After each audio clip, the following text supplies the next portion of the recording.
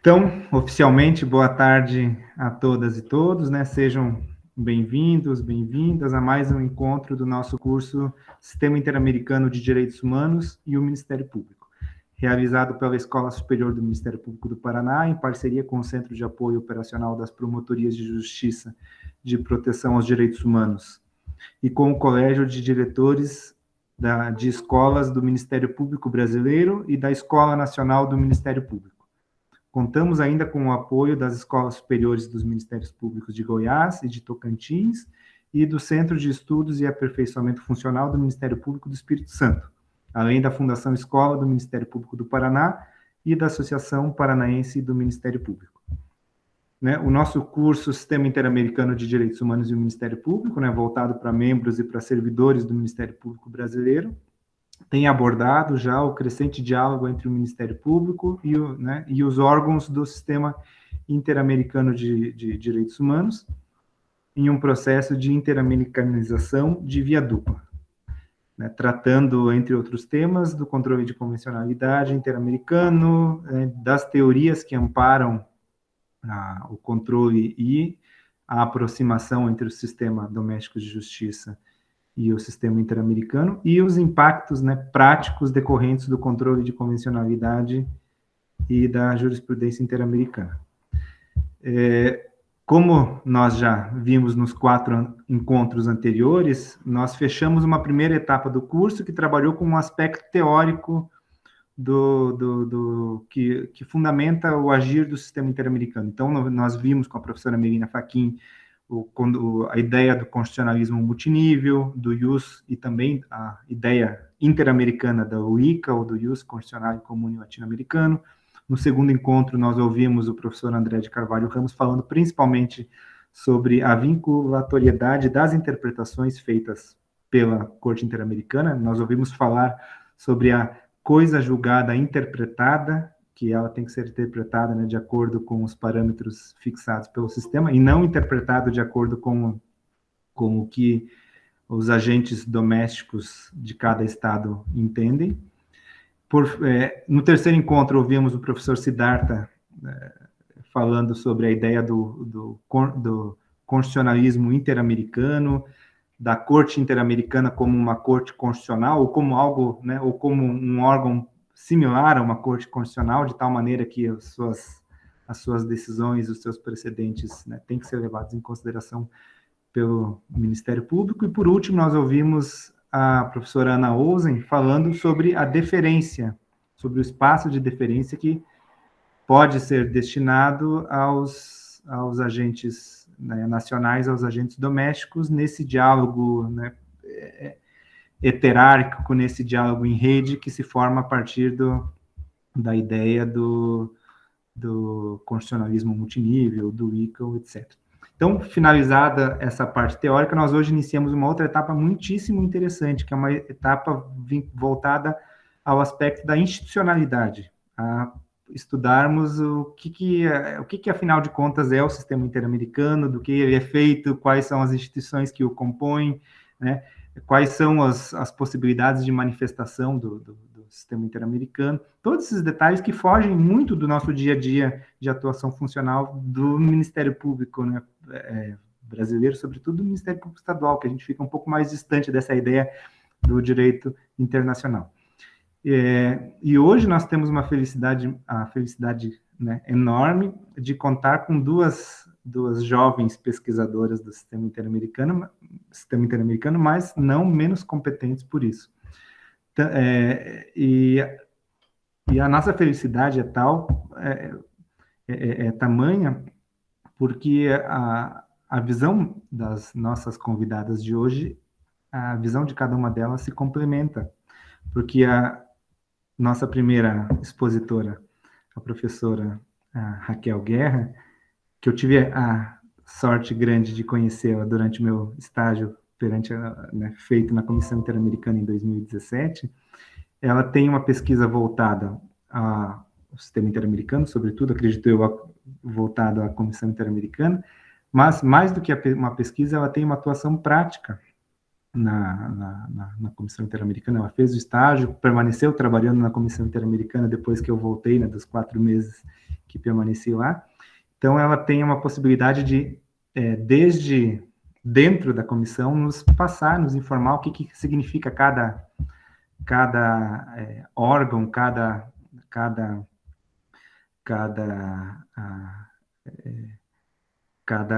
área da Comissão Interamericana, o que impacta para o Estado brasileiro a atuação de cada uma dessas áreas, diferentes áreas da comissão e da corte.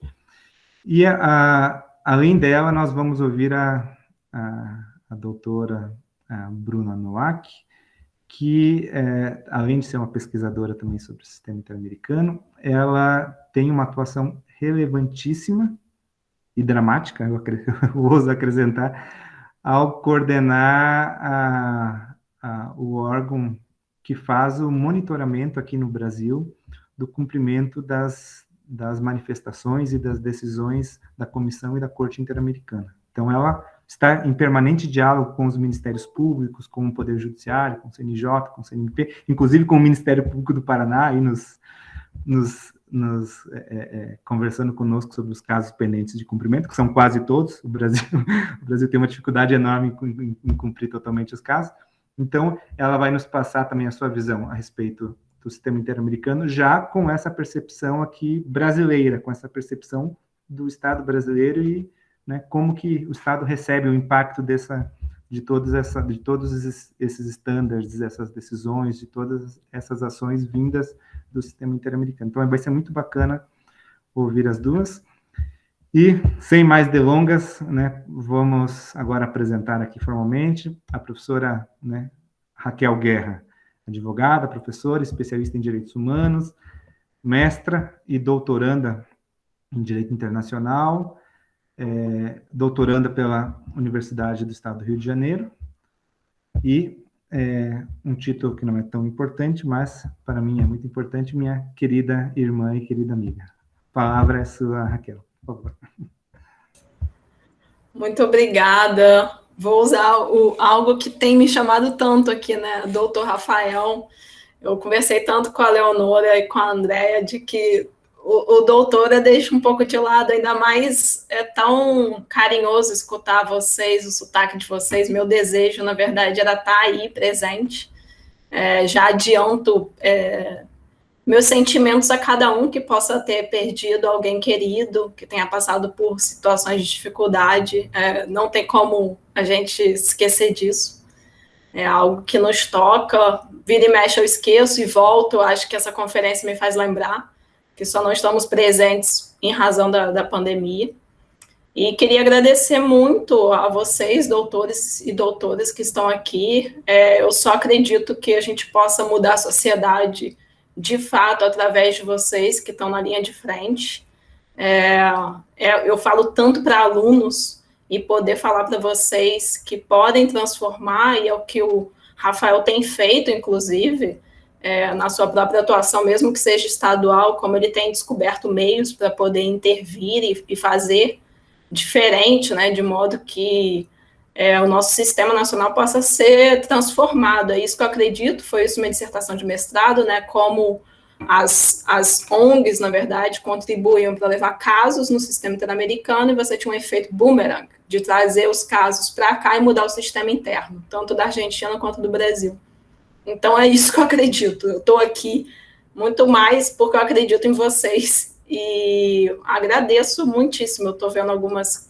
infelizmente, não vou ver vocês durante a apresentação, mas para mim já é um privilégio enorme, primeiro, em ser recebida, né? Eu acho que quando a gente trabalha com direitos humanos e vê a forma que já me expressou para mim o Ministério Público do Paraná de cordialidade, de simpatia, de organização, já diz muito sobre os princípios e ética e o que vocês têm buscado. E estar aqui também presente diz muito do que vocês desejam mudar enquanto local e internacional, né? Então, eu queria muito agradecer, também foi uma grata surpresa ter a presença da doutora Bruna. Na verdade, quando eu publiquei isso no meu Instagram, muita gente já veio falar bem dela, e eu já vi, se está com o Rafael, realmente não há dúvidas de que é um ser humano excepcional. Então, eu já agradeço, porque quando o Rafael me comentou, eu vou trazer a perspectiva do sistema, né? Minha experiência, tanto trabalhando na Comissão Interamericana, quanto litigando em casos para a Comissão internacionais. Então, eu precisava mesmo do apoio dela institucional, seria uma conversa que faltaria. Então, eu me sinto mais segura e feliz de estar aqui, porque eu acho que vocês vão ter uma abordagem mais ampla.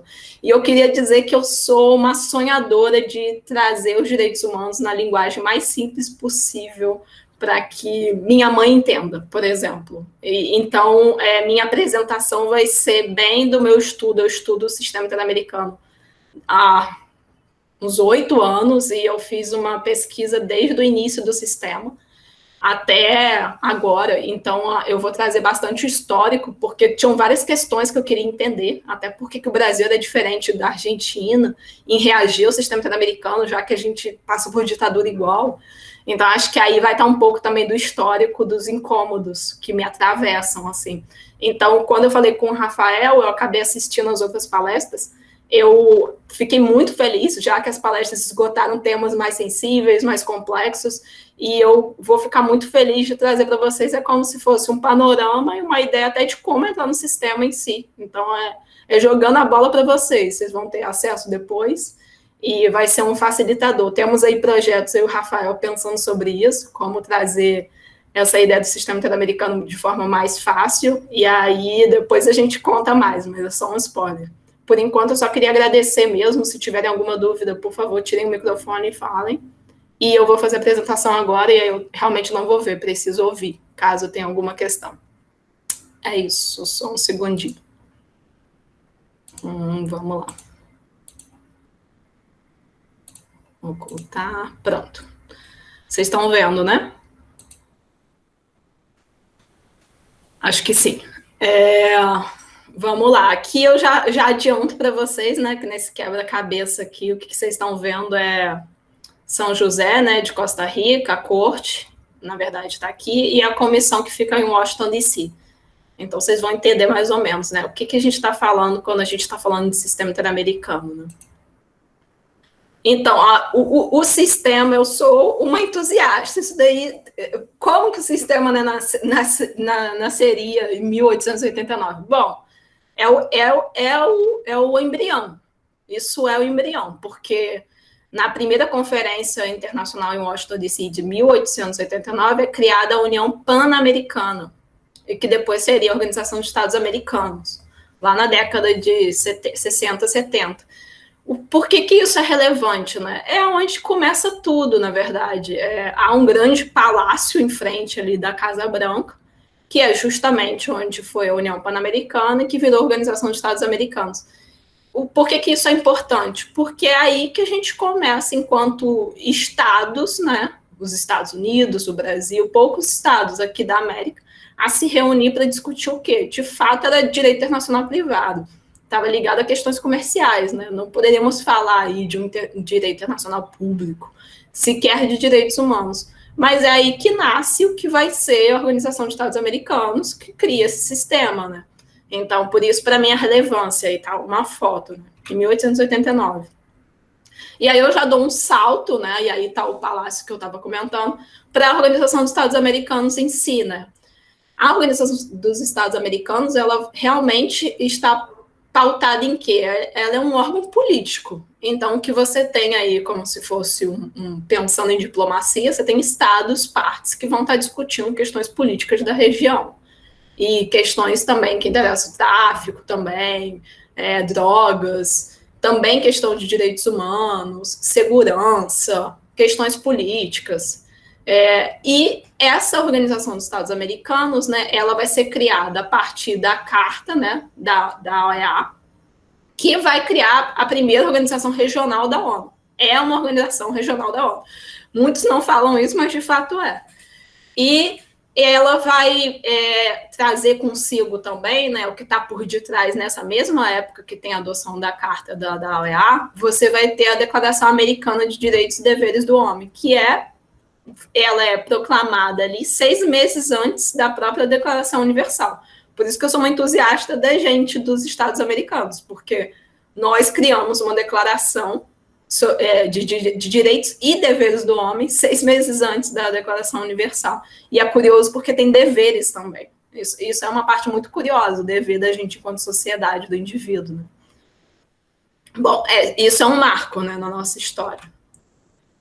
E aí depois a gente vai ter a Convenção Americana, que é um tratado, né? A Convenção, o Pacto São José da Costa Rica, que é muito que foi estudado na graduação como pacto, né? Depois que a gente começa a entender como enquanto Convenção Americana, até porque é o termo mais utilizado em espanhol. E aí esse tratado regional, ele vai ter cumprimento obrigatório para todos os estados que ratificaram, por exemplo, o Brasil. E ele que vai viabilizar, é a convenção que vai falar, peraí, porque a gente vai chegar lá, a gente já tinha comissão existindo.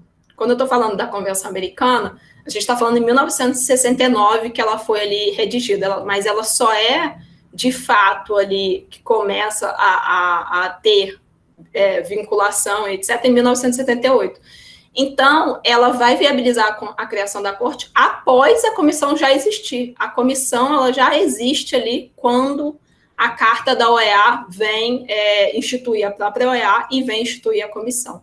Então, na verdade, o que faz a convenção? Ela meio que organiza. Peraí, já existe a comissão que está resolvendo umas coisas ali de direitos humanos e vamos criar uma corte. A gente precisa de uma corte também. Então, a convenção basicamente diz: o sistema interamericano ele é composto de comissão e corte, que vai analisar o quê? Violações de direitos humanos relativas a o que está disposto na Convenção, o que está disposto na Declaração Americana, o que está disposto em tratados de direitos humanos.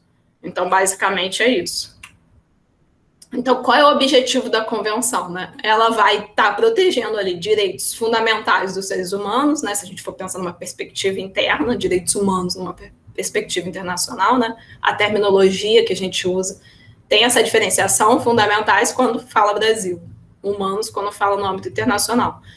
E o que ela faz, né, que é revolucionário, que aí tem muito a ver com o que Cansado Trindade fala, né, que ela justo vai romper no sistema internacional o paradigma que só o Estado tem direito, né, só ele é um sujeito. Né? Então, na verdade, o que a Convenção faz é você, ser humano, tem direito. Então, ela vai romper um paradigma interestatal entre os Estados para começar a ter uma perspectiva no direito internacional público intraestatal, que é uma relação entre Estado e eu, sujeito, ser humano.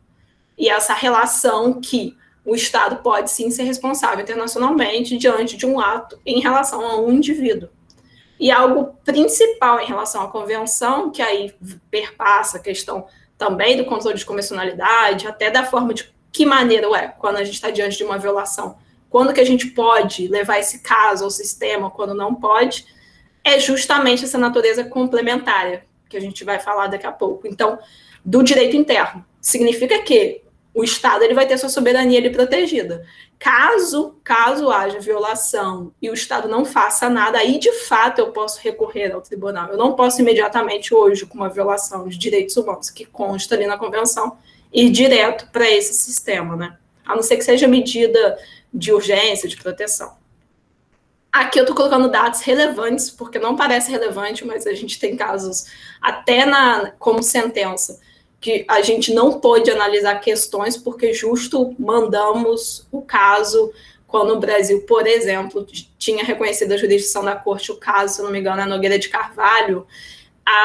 Eu acho que o crime aconteceu como se fosse assim, novembro de 1998. E o Brasil reconheceu a jurisdição em 10 de dezembro de 1998. Isso implica que, quando chegou o caso para ser uma sentença para a corte, não se pôde analisar ali se houve violação ou não dali, se o Estado tinha matado ou não. Só se pôde analisar o atraso processal, etc. Mas para vocês verem que não é algo alheio, é algo que, se vocês estão pensando em levar um caso, é um fator muito importante ver quando que o Brasil ratificou ou não. Então, a convenção foi em 92 e o reconhecimento da jurisdição da corte em 98. Porque são diferentes. Não é, o fato de você ratificar a convenção não significa que você reconhece a jurisdição. São momentos separados. Bom, isso só foi uma introdução breve, assim, para entender. Então, a gente vai ter a comissão e a corte. Já adianto que a gente tem uma natureza bem bem atípica em relação a outros sistemas de proteção de direitos humanos regionais no mundo. Por exemplo, a Corte Europeia, você não tem mais a comissão, você vai direto para a Corte. Sendo que em algum dado momento, sim, existiu. Foi daí a inspiração da Corte Interamericana. Então, é atípico. Para uma pessoa que tem o seu direito violado, você precisa necessariamente passar pela comissão. E o caso da Corte Africana tem a possibilidade hoje só para aqueles países que reconhecem a jurisdição direta de ir direto para a Corte. Mas eles também têm uma comissão. E aí, quando a gente vai falar de Comissão Interamericana, eu trago aqui exatamente onde eu e o Rafael trabalhamos. Momentos muito bons aí. E esse prédio, gente, é pertinho esse daí é quase em frente mesmo, a Casa Branca, pertinho do Palácio da Organização de Estados Americanos. E a comissão vem, então, ser fundada, né, em 1959, então não é lá junto com a Convenção Americana. O que a Convenção simplesmente faz é instituir mesmo como um órgão ali de sistema de proteção. Mas ela já, em 1959, ela já é fundada, né? E aí, como é que funciona, né, basicamente? A gente tem os comissionados, em português muitas vezes fala comissários, eu prefiro usar comissionados, quem expõe a comissionados, e a comissão vai estar representando todos os estados membros da OEA, né, quem faz parte da OEA. Ela vai ter 7 membros, né, que vai ser eleito pela Assembleia Geral, o qual eu e o Rafael fizemos parte quando a Flávia Piovesan, a Antônia Rola Nogueira foi eleita, o Roel, acho também, que basicamente é uma sugestão dos países e que no momento que eles sugerem o candidato não necessariamente será, porque está concorrendo com outros, e aí eles têm que dizer por que eles têm uma atuação ou não relevante, e a partir disso todos os estados da OEA decidem quem vai ser eleito. Então, de fato, na época, a Flávia foi lá defender, como se fosse uma defesa mesmo, porque ela deveria ser representada, etc. E aí ser escolhido. Dura 4 anos, podendo ser reeleito em igual período. O que é histórico nessa imagem é que nunca a gente tinha tido mais, em questão de gênero, mulheres representando mais do que homens, sequer equidade. Então, eu fico bem orgulhosa da composição hoje da comissão.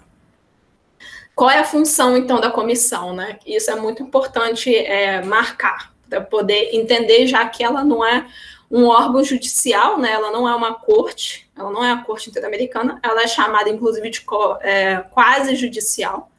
E o que ela vai fazer, basicamente, é promoção, defesa e ser um órgão consultivo. Vocês vão entender melhor quando eu trago o histórico da comissão. Então, de que forma ela vai fazer isso? Ela vai formular recomendações para os estados em relação à violação de direitos humanos, ela vai preparar estudos específicos, que pode ser que o estado peça, já sobre questões LGBTI, sobre questão de racismo, sobre questão de violência de gênero, sobre questão de pessoas portadoras de deficiência, relatórios sobre os países. Ela também vai solicitar relatórios aos estados sobre determinada situação. Então, por exemplo, o que está acontecendo na Amazônia, ela pode solicitar ao Brasil relatórios sobre o que está ocorrendo. E ela também vai atuar diretamente com respeito às petições que a gente envia, né? Qual a peculiaridade, né? Que aí eu já adiantei para vocês. A Convenção Americana estabeleceu a comissão como o único órgão competente para levar um caso para a corte.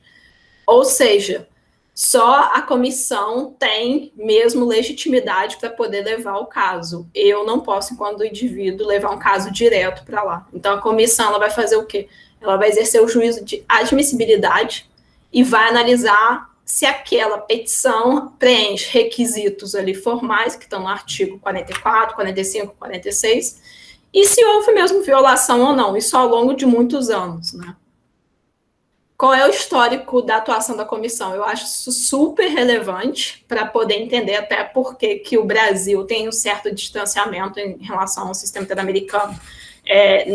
Num ponto que nós estamos, né, hoje está tendo uma aproximação que eu acho muito em relação ao próprio Paulo, né, Paulo Abrão, que foi o secretário executivo, ele teve bastante iniciativa em relação ao Brasil, foi na época que a gente fez trabalhou lá, e eu acho que ele foi um dos grandes responsáveis de hoje a gente está tendo uma aproximação maior, inclusive com as visitas que foram feitas no Brasil para falar de violação. Mas antes disso, quando eu estudava isso em 2011, ninguém falava, né? Não existia o sistema. Eu acho que é algo muito recente.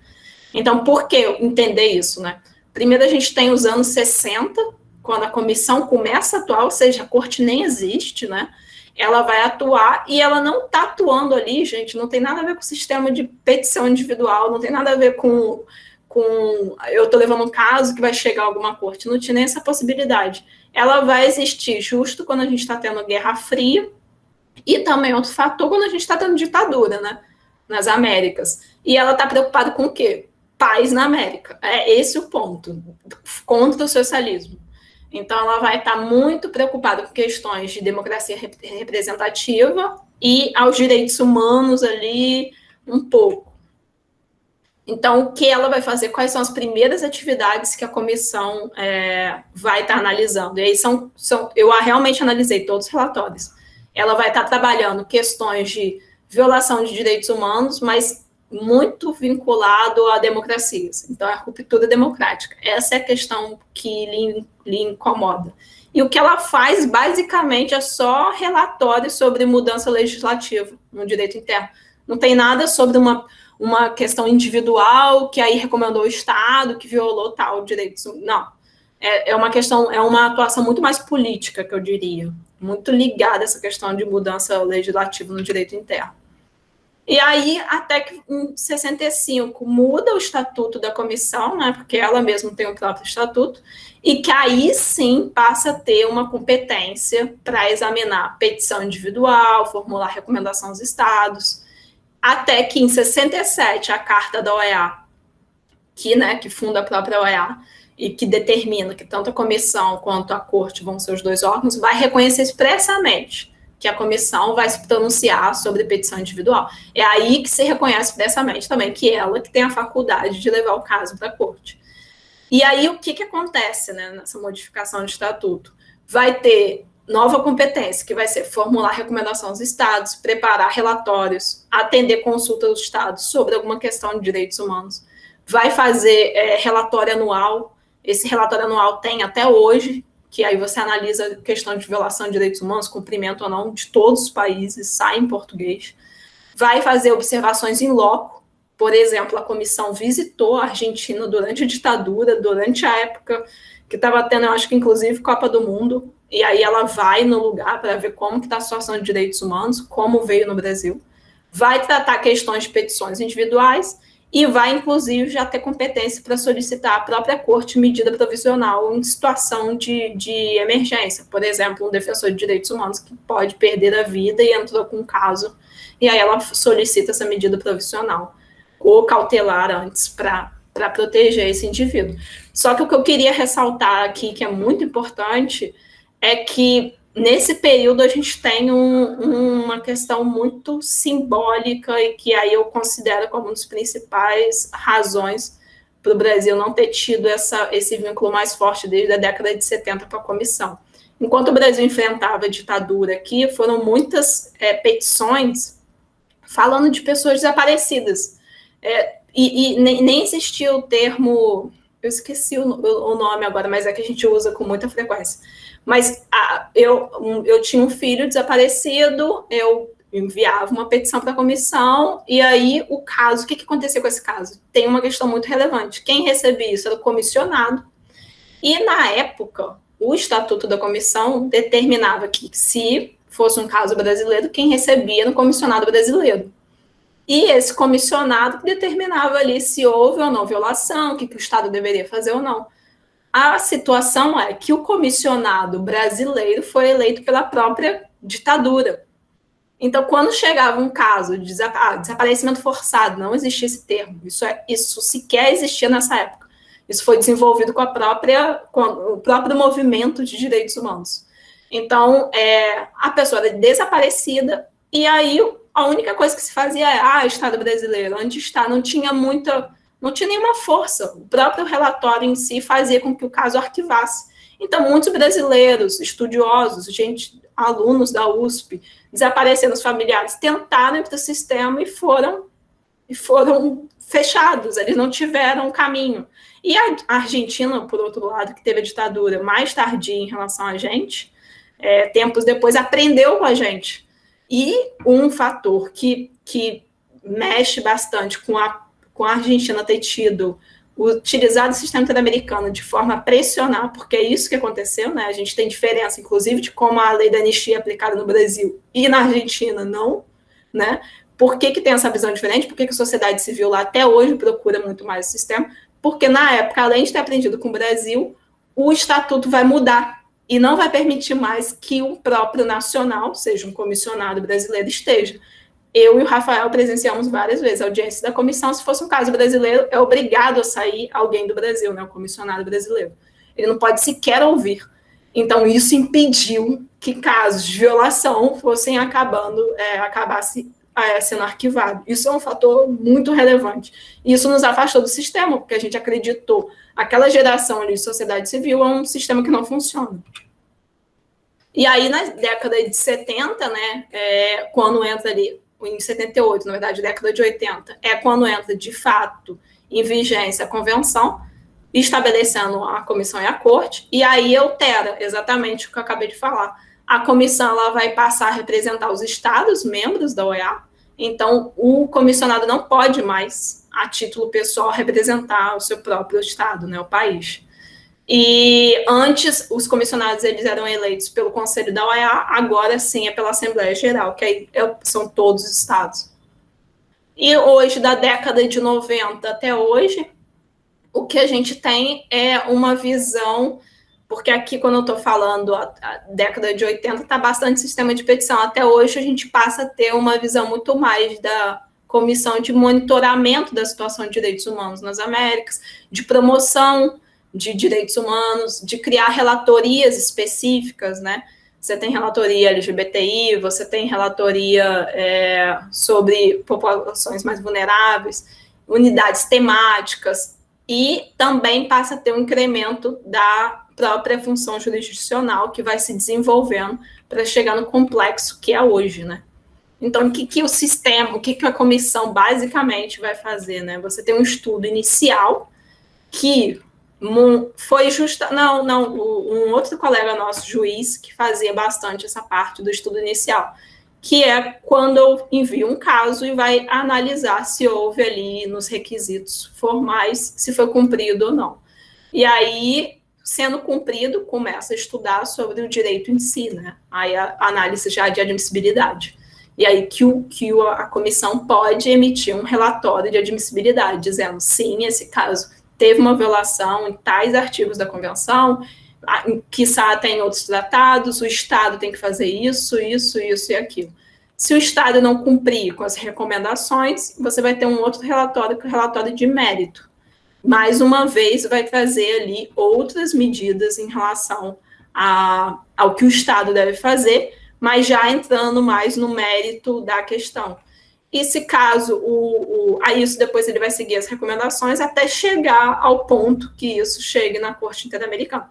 Isso estamos falando de muitos anos, né? Infelizmente, a gente tem um atraso processual em relação ao próprio orçamento da comissão, que o professor até Siddhartha já comentou anteriormente nas outras aulas. Então, o que eu queria trazer para vocês é a competência, né? Quem pode, de fato, por isso que eu estou provocando vocês, de fato, é qualquer pessoa ou grupo de pessoas, ou ONG, né, legalmente reconhecida, seja por um estado ou mais da OEA, e que vai poder apresentar à comissão a petição, né, a denúncia, a queixa em relação àquela convenção.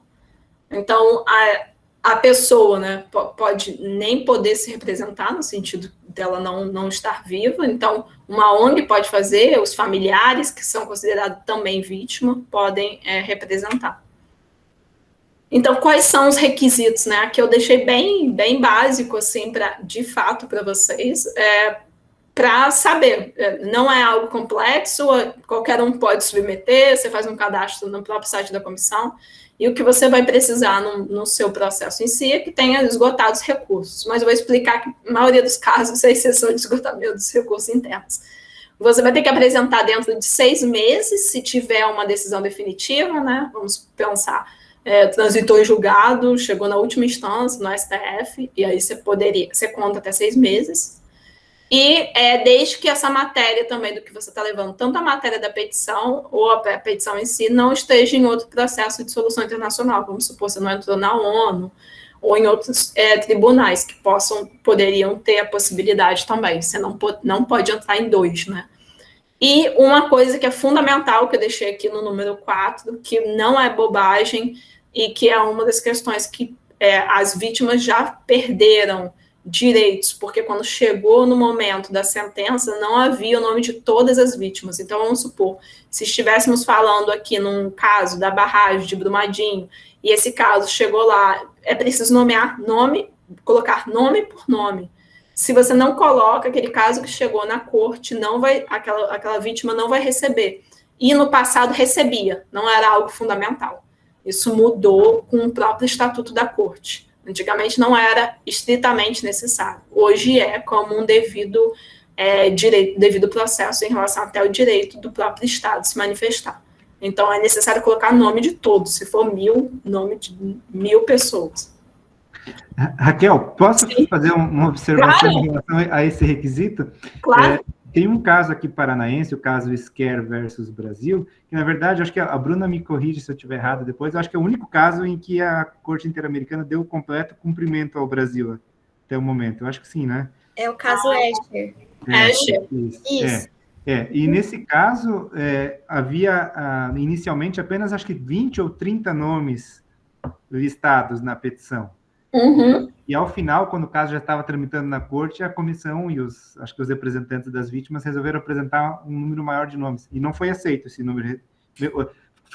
Pessoas envolvidas no mesmo fato, vítimas, não foram contempladas. Que são vítimas, né? Que são vítimas. E o pior, olha só, depois o advogado dessas vítimas ajuizou uma ação aqui perante o Tribunal de Justiça do Estado do Paraná, falando sobre a condenação do Brasil na corte, dizendo que os fatos eram os mesmos, que as pessoas eram vítimas, só não tinham sido incluídas ali, e o tribunal disse que tudo bem, a decisão da corte era, sei lá, de direito internacional, direito estrangeiro, o Brasil era soberano, e aqui internamente, de acordo com a jurisprudência do Tribunal de Justiça, esse fato não constituía um ilícito suficiente para gerar indenização. E negou a indenização, as pessoas ficaram desassistidas. Então, assim, a gente tem que ter esse cuidado desde o início mesmo. Sim, exatamente. Foi algo assim, na prática, que aconteceu. Seja da jurisdição que eu estou falando, na época eu conversei com a Lili Ting, que para mim é uma das grandes juristas interamericanas. Ela lamentou muito o caso Nogueira de Carvalho, que falou: a gente não pôde avançar em matéria em relação à violação dele, porque foram 15 dias antes que o Brasil tinha reconhecido a jurisdição da corte. E é um fato, né, gente? Nós que somos do direito, um requisito é um requisito, inclusive do próprio Estado responder. Então, isso não é um detalhe. Realmente coloquem o nome de todos, assim. Até é melhor para mais do que para menos, porque, imagina, são vítimas que não tiveram seu direito amparado. Então, além de demorar todo o tempo do caso Escher, você está revitimizando algo, para mim, desesperador, né? Quem estivesse atuando ali na linha de frente, o sentimento é difícil. E aí a gente tem o normal, que a exceção, na verdade, é quase uma regra de esgotamento dos recursos internos, porque, de fato, o que acontece Raquel, desculpa interromper de novo. Sim. Tem um colega, o Marcelo, ele levantou a mão, acho que ele gostaria de... Ah, tá. Deixa eu até sair daqui, que eu vejo melhor. Oi, Marcelo. Pode falar, por favor.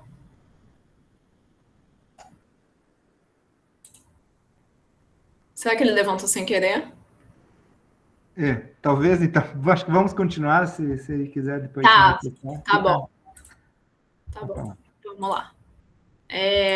E aí a gente tem o esgotamento dos recursos internos, que é a regra, na verdade, não é a exceção, que, na verdade, a maioria dos processos, nem a questão de legislação interna, né, que trate o devido processo legal. Por exemplo, a gente pode dar um exemplo muito bacana disso, que é o caso Maria da Penha, né, sequer, quando o relato dela, né, ela quando leva o caso para a comissão, sequer tinha qualquer proteção, ela ia na delegacia, tudo que você está sofrendo aí não tem proteção nenhuma, né, direito da mulher, não tinha sequer uma proteção. Então, através dela que a gente tem tanto a Lei Maria da Penha, quanto questões de feminicídio, tratados. Então, esse é um exemplo, que seria um esgotamento. Quando não tem direito a acesso a recurso de jurisdição interna, são muitos casos, por exemplo, gente, da época do mensalão, por exemplo. Vamos supor que eu cometi o crime junto com o presidente, e aí, né, eu vou acabar tendo imunidade parlamentar, o meu recurso vai acabar sendo julgado no STF, eu não vou ter direito a um recurso, né? Se o caso eu for condenada, chegou no STF, não tem um recurso. E o direito a duplo grau de jurisdição é garantido pela convenção. Então, também posso ir em questão de esgotamento dos recursos internos. E quando tem um atraso justificado das decisões, que são todos os casos, né, quase do Brasil em relação à violência policial, outras coisas, e o próprio direito em si, quando demora muito o processo. Você comprova isso e você consegue entrar com um caso. Então, aqui é só um resumo para vocês terem também, que a vítima vai apresentar o caso, a presunta vítima, né, a comissão chama, vai apresentar o caso na comissão, a comissão vai fazer o juízo de admissibilidade, vai oferecer uma solução amistosa, isso é bem bacana, é algo que eu tenho trabalhado também, tem crescido muito, então vai ter as partes ali com a comissão para ver se não é possível uma solução amistosa. Não sendo possível chegar na solução amistosa, vai ter um relatório de admissibilidade, depois um relatório de mérito, e ainda assim, depois do relatório de mérito, se passar 3 meses, não tem a solução amistosa, as medidas não foram cumpridas pelo Estado, o caso aí é submetido para a corte. Outras fases que eu estou trazendo aqui, né, além da solução amistosa, tem a opção de litígio na própria corte, caso chegou na corte, e as medidas cautelares, que aí, eu volto a dizer, o Brasil é o país que mais mata defensores de direitos humanos, principalmente na área ambiental. Então, a maioria das medidas cautelares na comissão hoje são em relação a defensores. Outras formas de acesso é uma forma que eu já fui e já representei, entrei contra o Estado brasileiro pelo sistema prisional, né? E aí você pede uma audiência perante a comissão. Por que eu posso fazer isso? Não precisa ser uma audiência relacionada a uma petição em si, algo que eu entrei com aquela petição sobre um caso. Muitas vezes, e é incrível, vocês podem entrar no YouTube, tem várias audiências lá, que é sobre um tema. Então, por exemplo, a gente assistiu à época, ao vivo, sobre direitos da pessoa intersex, sobre isso é real, gente. Japoneses que moravam no Peru, que durante a Segunda Guerra Mundial foram sequestrados pelo governo americano e postos em campos de concentração. Então, eram japoneses velhinhos pedindo direito contra os Estados Unidos. Por que os Estados Unidos pode estar lá, já que ele não aceita a jurisdição da corte? Porque ele está vinculado com a Declaração Americana, e aí ele está submetido à comissão. Só dizer, recomendar, termina essa audiência assim, recomenda os Estados Unidos fazer isso. Então, é algo mais político o que sai dessa audiência. Então, é isso. Você pode ter variados temas. Direto para o Brasil em relação à Amazônia, direto sobre violência policial. E aí é interessantíssimo. Você pede, qualquer pessoa pode pedir, e a comissão vai aceitar ou não. E, às vezes, reúne várias pessoas pedindo ao mesmo tempo. Quando a gente teve questão crise de refugiados ali na fronteira Roraima, eu também participei, tinham vários participando, porque era a maior preocupação. Ou você pode pedir também uma audiência, uma reunião de trabalho, que aí é privada. A audiência é pública e a reunião de trabalho é privada, mas é idêntico. Não tem nenhuma diferença. O Estado brasileiro vai estar presente e vai ter que ir acompanhando como que está essa situação. Bom, e aí finalmente a gente vai para a corte. A corte, a comissão, vocês viram que estão lá, está em Washington DC, e a corte está ali em São José da Costa Rica. Vou trazer rapidinho para vocês a composição. Hoje a gente também são 7, né, assim como na comissão, só que o mandato ele vai ser de 6 anos, não 4, como da comissão, podendo ser reeleito. Hoje a gente tem a juíza Elizabeth, está ali, a gente já teve do Brasil Cansado Trindade e o Roberto Caldas, que saiu por questões de processo interno sobre violência doméstica. E que aparentemente parece que ele foi inocentado. Bom, quais são as funções, né? Basicamente é isso, é tanto consultiva quanto contenciosa. Na consultiva, né, o que a corte vai fazer? Aí não diz mais respeito da gente, porque são os estados membros mesmo da OEA, os seus próprios órgãos, né, que vão perguntar, perguntar a compatibilidade do seu próprio direito em si em relação à convenção, a como interpretar a convenção, outros tratados. E aí eu trouxe 2 exemplos, né, para mim, que são bem marcantes. Esse, pelo meu conhecimento em direito internacional, que seria algo que a CIJ, né, a Corte Internacional de Justiça, que trabalha bastante essa questão da assistência consular, e que em 99 reconheceu, né, porque o que a Corte Internacional de Justiça sempre falou até aí nessa época, que o direito à assistência consular lá na Convenção de Viena, ele é um direito do Estado, ponto. Então, o Estado faz aquela ficção mavromatiz, que ele vai entrar no direito como é um direito do Estado em nome do seu cidadão para proteger, mas, de fato, o que a Corte fala, não. Na verdade, o que a gente está falando ali é um reconhecimento de um direito individual, não é só do Estado. E que o indivíduo que tem direito à informação e assistência consular. Isso foi revolucionário. A própria Corte Internacional de Justiça usa isso, inclusive no voto, o próprio Cansado Trindade, em casos. E outra, que é a mais recente, agora que saiu, foi um questionamento, acho que do Estado da Colômbia, sobre reeleição indefinida presidencial. É muito recente, e que a Corte decidiu que não está protegido na Convenção como direito autônomo. Então, você não pode, né, não há uma prática estatal suficiente para poder dizer que há um direito humano à reeleição presidencial por tempo determinado. Então, o que ela diz é que não se pode ter reeleição indefinida. Só para vocês terem uma ideia. E na parte contenciosa, né, já chegando para o fim da minha apresentação, porque eu sei que a Bruna vai tratar justos casos, tudo isso vai ficar bem mais claro com a análise do caso em si, trazendo de novo para vocês, como se fosse de baixo para cima, né, a comissão fazendo o juízo de admissibilidade, levando o caso para a corte. Quem vão ser os sujeitos aí, de novo, eu vou trazer para vocês, quem está mandando o caso é a comissão, não são as vítimas. E a comissão, ela que é o rol demandante. Ainda que, com o Cansado Trindade, isso tenha mudado. De que maneira? Antigamente, sequer as vítimas, presuntas vítimas, tinham espaço ali na corte de fala, né? Só era a comissão e o Estado e a corte ali, a comissão representando as vítimas.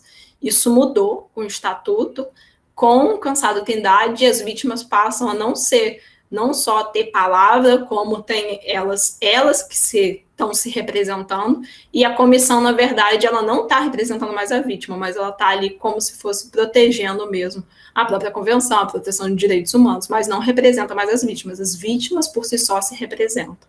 Então, hoje a gente tem, do lado esquerdo, as vítimas, no meio a comissão, do lado direito o Estado e a corte, né?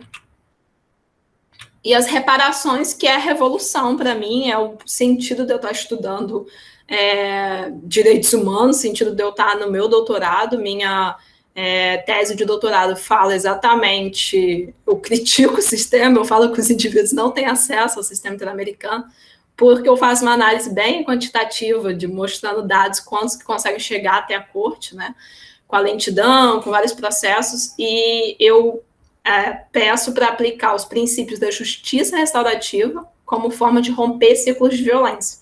E eu vejo as reparações como realmente justiça restaurativa. Por quê? No sistema criminal tradicional, se você tem um caso em si, por exemplo, o caso da Marielle Franco, se fosse chegar até a corte, o máximo que se chega aqui no Brasil, de fato, você tem uma audiência, você tem o tribunal do júri, você vai ter a condenação ali de quem cometeu diretamente, os mandantes. Esse seria o máximo de chegamos a algum tipo de justiça. Eles foram presos, foram encontrados os autores, os mandantes, etc., e isso satisfaz.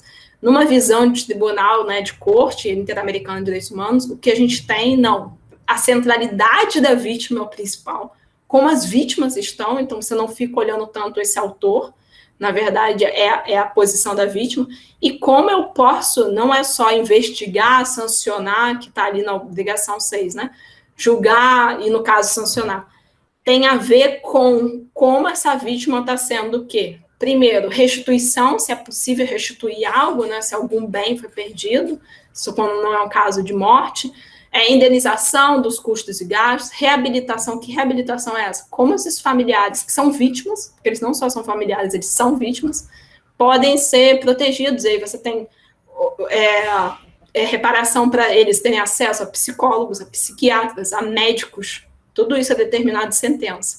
Satisfação é alguma forma de que aquilo possa ser ressignificado de forma simbólica, né? E aí você tem tanto a obrigação de que isso seja lançado numa rádio, numa TV, o que a família quiser, pode ser um monumento, pode ser um museu, pode ser o que for, que a vítima perceba que está ali simbolicamente representando tudo aquilo, né, que está por detrás. E as garantias de não repetição é justamente, eu acho, que a gente está fazendo aqui. São várias recomendações, por exemplo, no caso Favela Nova Brasil, dos policiais aprenderem sobre direitos humanos, de mudar, em caso Damião Ximenes Lopes, que foi uma revolução psiquiátrica, primeiro caso de condenação no Brasil, ter uma reforma psiquiátrica no Brasil como resultado da sentença. Então, há uma mudança mesmo, ou legislativa, caso Maria da Penha, que não chegou na corte porque teve uma solução amistosa na comissão, mas são garantias de como que a gente pode, ali no sistema, provocar para que não se repita casos que, no contexto, se repetem sempre. Então, para mim, isso é revolucionário da corte, o fato de que essa sentença vai trazer reparações de modo bem mais amplo e com a centralidade da vítima, isso reforça o direito internacional dos direitos humanos. Bom, é isso. Bom, tem a supervisão. Faltou o principal, que é o justo tema que a Bruna vai trazer. No caso da supervisão de cumprimento de sentença, é a parte que eu trabalhei mais na Comissão Interamericana, analisei todos os casos que estavam em fase de cumprimento de sentença, e aí você pergunta, peraí, você está na corte falando da comissão? Porque a comissão também faz parte desse processo de supervisão. Como funciona, né? Tem uma sentença, basicamente terminou ali, só que sempre, tanto o Estado quanto a ONG, né, que representou a própria vítima, vai mandar atualização de que está sendo cumprido ou não. Aí a comissão, ela vai atuar ali dizendo, vendo essas petições, tanto do Estado e da vítima, se está sendo cumprido ou não, manda para a corte, e a corte analisa, até que tem, às vezes, até uma audiência para dizer se está sendo cumprido ou não. Eu estou trazendo para vocês dados. Hoje a gente tem 237 casos, é o último relatório da corte, em fase de supervisão, 40 casos em cumprimento total de sentença e 20 casos do artigo 65. É quando a corte fala assim, o Estado não cumpriu mesmo. E aí, para vocês verem que é muito, a maioria dos casos estão em fase de supervisão. E aí, eu acabei de falar, né? Vai ter tanto resolução, vai ter tanto, às vezes, audiência sobre o cumprimento da sentença, que eu acho que a Bruna vai falar, inclusive, sobre isso, e para poder ver se o Estado está cumprindo ou não. Inclusive, em 2015, foi criado pela Corte uma unidade de secretaria dedicada exclusivamente a essa parte de cumprimento de sentença. Bom, eu acho que em pouco tempo foi. Se vocês tiverem dúvidas, podem me mandar. Eu estou com acesso direto, pode mandar parceria. Eu vou adorar poder discutir mais. Estou aqui disponível, eu queria agradecer muito. Para mim, parece até que eu estou lá em Washington, D.C., falando de tão prazeroso que é. Obrigadão, Raquel, pela cuidadosa, aprofundada e abrangente exposição, né, sobre fazendo toda essa viagem a respeito tanto histórica do sistema interamericano, quanto institucional, começando da comissão e chegando na corte, para finalizar, com o que eu acho que é mais importante e é o que nos inspira, com a teoria da reparação, né? Que eu acho que vem ao encontro da preocupação dos e das colegas promotores e promotoras em relação à centralidade da vítima. Nós não nos esquecemos, né, da preocupação com a vítima, não apenas com a punição, mas com a reparação, com uma reparação que vá além de meras formalidades ou do atendimento de apenas um ou outro interesse. Então, eu sou suspeito para falar, mas ficamos muito, muito, muito felizes com a sua exposição. Você vai ter que sair agora, né? Ou vai ficar? O microfone está desligado. Eu vou ter que sair, que eu vou falar, continuando falando sobre a comissão, mas agora sobre mulheres migrantes para a USP. Eu vou ter que sair. Então, muitíssimo, muitíssimo, né, agradecidos estamos pela sua exposição e vamos, né, continuar dialogando aí sobre todos esse slide eu mando o link e a Leonora, se puder compartilhar, que aí vocês vão ter acesso.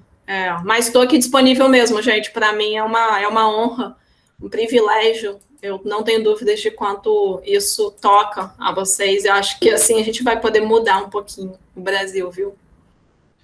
Obrigadão, Raquel. Agora, dando continuidade ao nosso encontro de hoje, nós vamos, né, ouvir a Bruna Novak, ou Noak, eu sempre fico em dúvida, mestre em Direitos Humanos e Democracia pela Universidade Federal do Paraná, membro do Núcleo de Estudos em Sistemas de Direitos Humanos, vinculado também à Universidade Federal do Paraná, e coordenadora de contenciosos internacionais eu falei coordenadora, não falei estagiária, o pessoal estava achando que ela era muito novinha. Ela é a coordenadora de contenciosos internacionais de direitos humanos do Ministério da Mulher, da Família e dos Direitos Humanos. A palavra é sua, Bruna, por favor. Boa noite a todas e todos. Para mim é uma satisfação enorme estar com vocês aqui hoje. Eu agradeço muito ao Dr. Rafael pelo convite e pela oportunidade de compartilhar um pouco sobre o que eu tenho trabalhado aqui em Brasília acerca do Sistema Interamericano de Direitos Humanos. É uma honra também voltar, mesmo que virtualmente, em solos paranaenses. Foi incrível contar com essa exposição da professora Raquel. Eu acho que realmente as nossas falas elas vão ser complementares. A minha ideia foi estruturar uma exposição um pouco mais pragmática, olhando justamente para o Estado brasileiro. Então, de que forma o Brasil tem dialogado, tem cumprido ou deixado de cumprir as decisões do Sistema Interamericano de Direitos Humanos.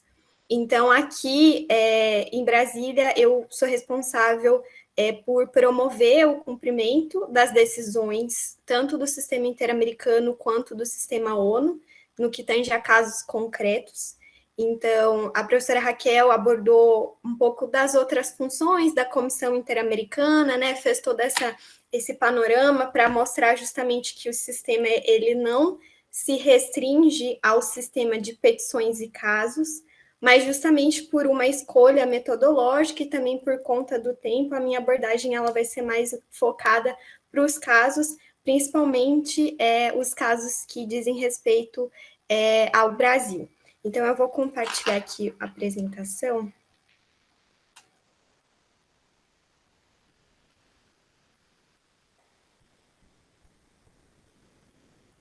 Tá dando para ver? Agora sim. Tá certo. Tá bom.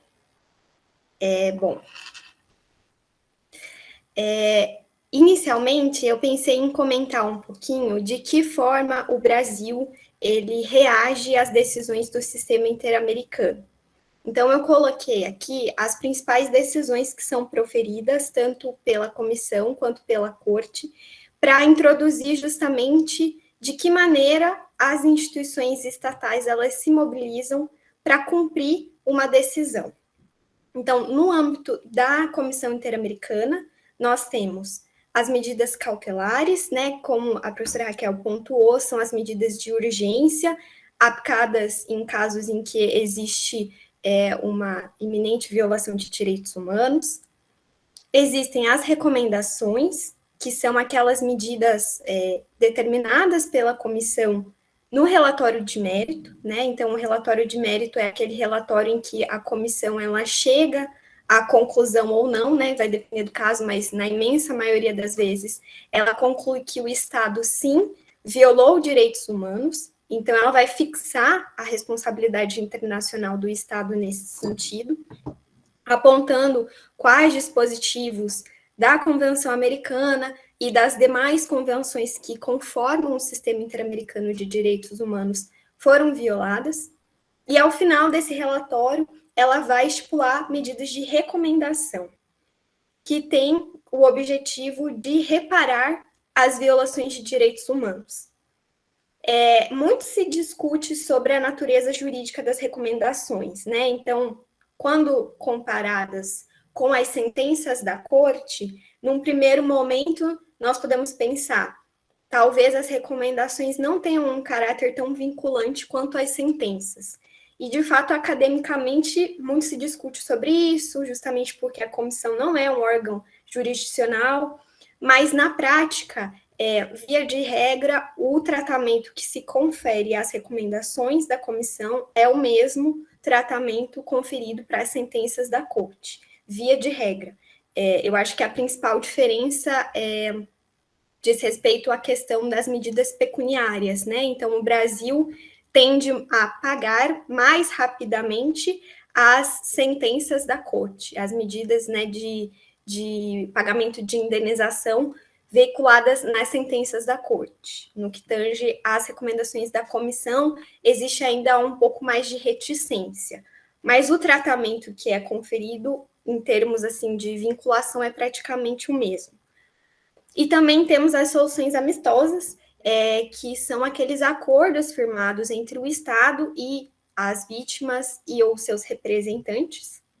Até o momento, a comissão ela já publicou 4 relatórios referentes a soluções amistosas firmadas pelo Estado brasileiro. Existem outros que ainda estão em fase de cumprimento, e a comissão também faz essa análise de supervisão, de monitoramento justamente dessas soluções amistosas. No âmbito da Corte Interamericana, nós temos as medidas provisórias, que podem ser comparadas às medidas cautelares, né? Então, são aquelas decisões em caráter de urgência. Aqui no Brasil, a imensa maioria das medidas provisórias determinadas pela Corte, elas dizem respeito a estabelecimentos de privação de liberdade. Então, nós temos várias medidas. Periodicamente, o Brasil envia relatórios de cumprimento para a Corte acerca desses estabelecimentos penitenciários que se localizam nos estados do Rio de Janeiro, Espírito Santo, também no Maranhão. Então, aqui enfim, o tema mais abordado pelas medidas provisórias da Corte. E aí nós temos as sentenças, que, da mesma forma como os relatórios de mérito, as sentenças, após a análise de responsabilidade internacional do Estado pelas violações de direitos humanos, elas vão conter ali no final a parte dispositiva, em que a Corte declara a responsabilidade ou não do Estado pelas violações aos direitos humanos, e ela vai elencar as medidas de reparação. Quando o Brasil ele é notificado acerca da emissão de qualquer uma dessas decisões, tanto da comissão quanto pela Corte, os órgãos aqui da União, eles começam a trabalhar para impulsionar o cumprimento, né? Então, o Ministério das Relações Exteriores é quem recebe essas comunicações, passa justamente para o Ministério dos Direitos Humanos e também compartilha esse papel de representação do Brasil perante a Comissão e a Corte com a Advocacia Geral da União, que aí vai atuar justamente na defesa, em sentido mais estrito, né, na defesa jurídica do Brasil perante a Comissão e a Corte. Então, aqui, em âmbito nacional, é o Ministério dos Direitos Humanos que é o responsável por provocar os órgãos competentes e levá-los a cumprir essas decisões do sistema interamericano. Então, a representação do Brasil é tripartite, MRE, AGU e Ministério dos Direitos Humanos, mas a questão do cumprimento em si é mais focada na parte do Ministério. Então, aqui eu decidi falar um pouquinho sobre essa visão mais panorâmica, justamente para entender de que forma os ministérios públicos vão ser ali acionados quando existe uma decisão da comissão ou da corte que diz respeito à atuação do MP. Aqui eu trouxe um panorama bastante interessante sobre o Brasil. Então, a professora Raquel fez, né, toda essa exposição do procedimento perante a comissão, como que o caso chega na corte, quem pode postular, quais são os requisitos que devem ser preenchidos para que um caso seja admitido. Então, nós temos aqui diversos momentos processuais. E esses dados, eles foram retirados tanto de uma comunicação que o Estado brasileiro recebeu da comissão, né, da carteira de casos, quanto aqui da nossa atuação no dia a dia com o cumprimento. Então, hoje nós temos pendentes ali perante a comissão 73 petições ainda na fase de admissibilidade, 63 casos na fase de análise de mérito. Então, depois que essa fase de mérito for concluída, a comissão vai emitir o relatório de mérito, que contém as recomendações. Nessa fase de mérito, a comissão ela vai avaliar o cumprimento das medidas pelos estados, certo? E aí ela tem duas opções, como a professora colocou. Se o estado tiver reconhecido a competência da Corte Interamericana de Direitos Humanos, via de regra, a comissão ela vai submeter o caso à apreciação da corte. Caso a comissão decida não enviar o caso para a corte, o que ela vai fazer? Ela vai publicar esse relatório de mérito e ela vai dar continuidade ao seu processo de supervisão do cumprimento dessas decisões. Nesse caso, nós temos 18 relatórios de mérito em relação ao Estado brasileiro que já foram publicados. Então, esses casos eles não podem mais ser enviados à corte. A comissão ela continua realizando a supervisão do cumprimento. Então, aqui eu menciono especificamente, a título de exemplo, o caso Maria da Penha, cujo relatório de mérito é de 2001, e a Comissão Interamericana continua supervisionando o cumprimento das medidas de recomendação pelo Brasil. Então, já faz 20 anos que o Brasil está cumprindo, certo? E por uma decisão de não submeter o caso à corte, justamente é que o relatório foi publicado. Em contrapartida, nós temos 11 relatórios de mérito que ainda não foram publicados, então eles estão em fase de cumprimento pelo Brasil. Então, nos próximos meses, a comissão vai decidir se ela vai publicar ou se ela vai enviar o caso para a Corte Interamericana de Direitos Humanos. Em relação à corte, nós temos 8 sentenças em fase de cumprimento. Então, como o Dr. Rafael já tinha colocado, nós temos uma sentença totalmente cumprida, que é do caso Escher, cujos fatos aconteceram no estado do Paraná, justamente, e uma decisão de não responsabilização, que foi o caso que a professora Raquel comentou, que é o Gilson Nogueira de Carvalho. Então, nós temos 10 sentenças, 8 em fase de cumprimento. A mais recente é a do caso Fábrica de Fogos, que eu vou comentar mais para frente, porque é um caso muito interessante, e nós estamos aqui trabalhando justamente para que as medidas de reparação sejam implementadas. Além disso, nós temos 4 casos em fase de instrução, significa que existem 4 casos que foram submetidos pela comissão à Corte Interamericana, e então eles estão sendo processados perante a Corte em fases diversas, desde a apresentação da petição pelos representantes das vítimas, a apresentação de contestação pelo Estado, audiência de instrução e julgamento, e, por fim, o proferimento da sentença pela Corte. E nós temos aí um caso pendente de sentença, que tudo indica vai ser publicado no próximo mês, que é o caso Márcia Barbosa de Souza e seus familiares. O caso, ele é um caso de feminicídio, né? Hoje seria reconhecido como um crime de feminicídio, e ele envolve imunidade parlamentar, justamente porque o responsável pelo crime, ele era, à época dos fatos, deputado estadual. Então, tem toda uma discussão sobre os limites da imunidade parlamentar, e eu acho que vai ser muito interessante acompanhar essa decisão da Corte em relação ao Brasil, mesmo que já tenha acontecido alterações no texto constitucional, eu acho que é uma oportunidade única da Corte se manifestar sobre esse tema. Então, vai ser a primeira vez que a Corte Interamericana vai se manifestar especificamente sobre o tema da imunidade parlamentar.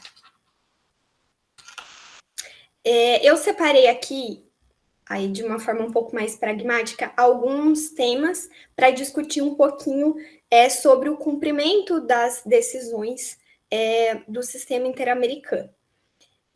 Eu escolhi a questão da demora processual porque eu entendo que é uma questão muito debatida na academia, então eu sei que os professores, né, que já ministraram aqui o curso abordaram essa questão, e a comissão e a corte, elas têm trabalhado, principalmente a comissão tem adotado inúmeras medidas, inúmeras formas para reduzir esse atraso processual, justamente para que as decisões do sistema, elas tenham o seu efeito útil garantido. Então, é bastante interessante, existe esse dispositivo no próprio regulamento da comissão, que é o artigo 36, que vai permitir uma análise conjunta da admissibilidade e do mérito, né? Porque aqui nós temos sempre uma cisão. Primeiro a comissão analisa a admissibilidade, depois o mérito.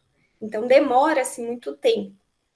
Como uma forma de tentar diminuir esse tempo processual, existe a possibilidade de uma análise conjunta nas hipóteses previstas no artigo 36.3 do regulamento da comissão. Então, ali existem algumas hipóteses, e isso foi complementado por uma resolução do ano de 2016 da comissão, com vistas a tentar justamente diminuir esse tempo.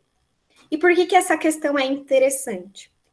Justamente porque o decurso do tempo, ele é prejudicial para o cumprimento de algumas medidas de recomendação ou de reparação. E aqui é importante destacar uma medida que quase 100% das vezes ela é adotada pela Comissão e pela Corte Interamericana, que é a questão da reabertura das investigações. Então, em quase todos os casos, se não em todos os casos, eu acho que talvez no caso do povo chucuru não tenha essa medida, porque os fatos são muito diferentes, mas vai existir ali uma decisão da comissão ou da corte de que houve uma violação no aspecto processual, não foi garantido o devido acesso à justiça, nem as garantias judiciais, a investigação não foi bem conduzida pela polícia, enfim, houve o arquivamento do inquérito, e aí o sistema interamericano vai determinar essa reabertura. Isso acaba implicando, né, diretamente nas competências do Ministério Público e, com certeza, os senhores e as senhoras muito melhor do que eu entendem que essa demora acaba sendo um prejuízo para uma eventual reabertura de investigações e uma nova propositura de uma denúncia referente a um caso. Então, esse aqui foi um aspecto que eu achei que seria importante trabalhar, essa questão da demora, porque existem fatos que aconteceram há 20 anos e hoje o sistema está decidindo que precisa existir uma reabertura de investigações, o que para nós aqui no Brasil é muito difícil de implementar. Então, na imensa maioria das vezes, o Estado brasileiro não cumpre essas medidas do sistema interamericano. Eu trouxe aqui o exemplo do caso dos empregados da fábrica de fogos pelo decurso do tempo. Esse caso ele me chama muito a atenção, porque os fatos eles aconteceram em 98, foi uma explosão que aconteceu em uma fábrica no interior da Bahia, na cidade de Santo Antônio de Jesus, e a corte ela entendeu que o Estado brasileiro não foi diligente na fiscalização dessa fábrica, né? Ela era uma fábrica de cunho um pouco familiar, um pouco mais, enfim, menos bem equipada, com uma série de violações de direitos trabalhistas, salários baixíssimos, e não houve nunca uma fiscalização pelas autoridades competentes, né? Então, a Corte fez toda uma análise e ela entendeu que o Brasil é internacionalmente responsável pela violação de uma série de direitos previstos na Convenção Americana. Os fatos são de 98, a petição foi apresentada em 2001, perante Bruna, a comissão. posso fazer uma interrupção? Os fatos Claro. são de 11 de dezembro de 98, no dia seguinte à admissão, ao reconhecimento do Brasil da jurisdição da corte, né? Bem curioso. Exatamente.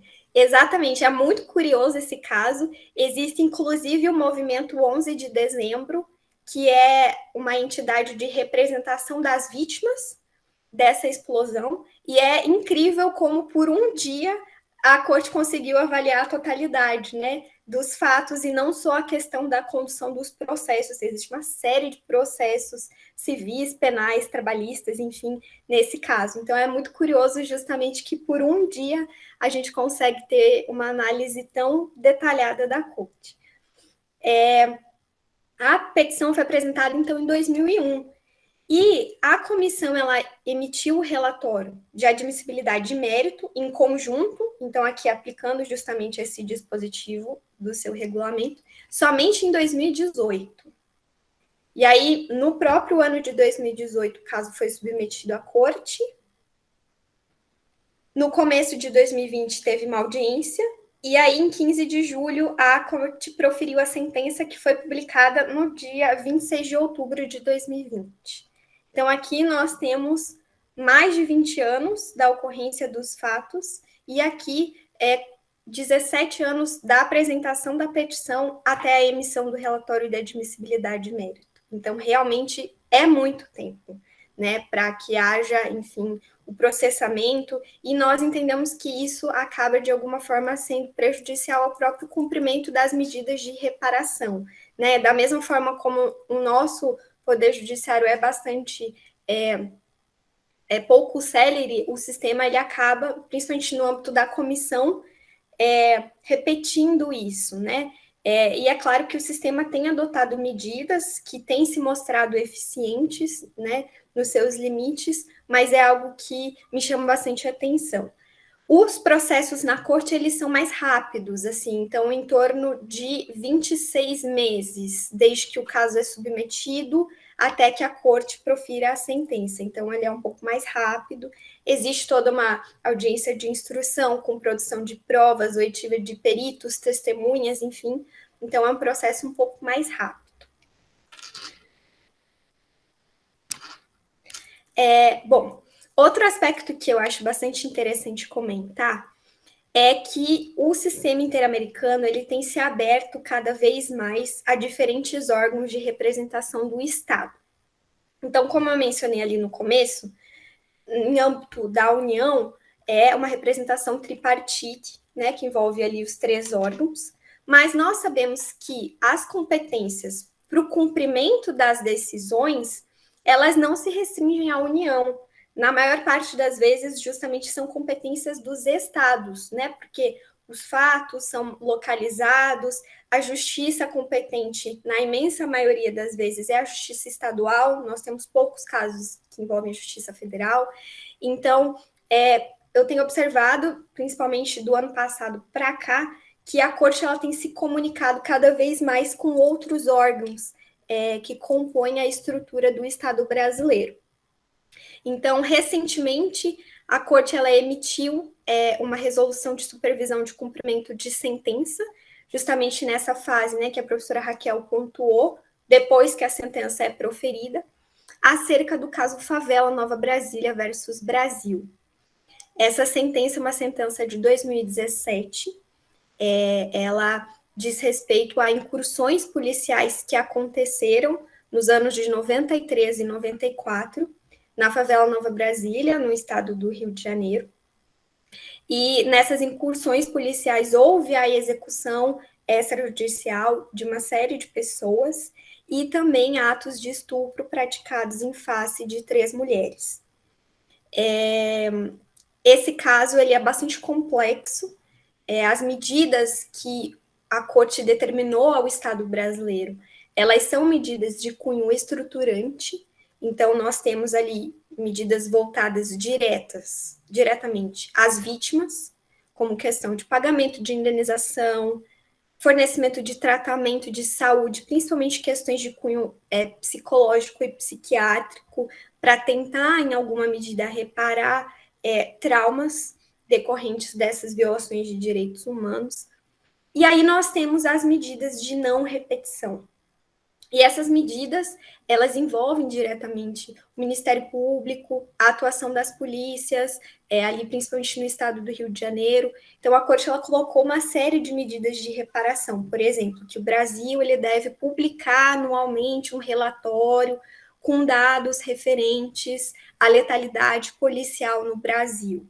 Então, não só em relação ao estado do Rio, mas numa perspectiva mais nacional. Deve ser garantida ao longo de todo o processo, desde a investigação até a sua conclusão, a participação das vítimas.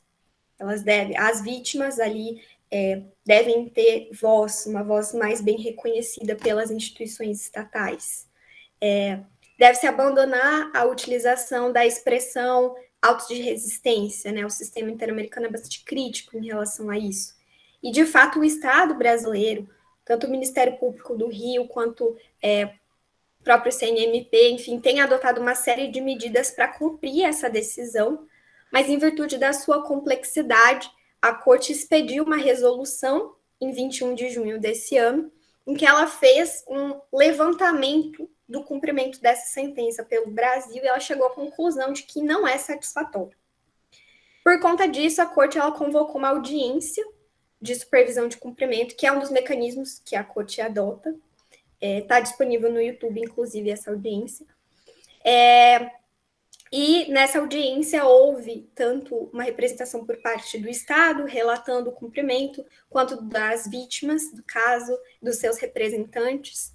E aí, a Corte, ela decidiu convocar diretamente o Conselho Nacional de Justiça e o Conselho Nacional do Ministério Público para se manifestarem na audiência de forma oral, justamente para relatar sobre o cumprimento das medidas de reparação que se enquadram de alguma forma nas competências do CNJ e do CNMP.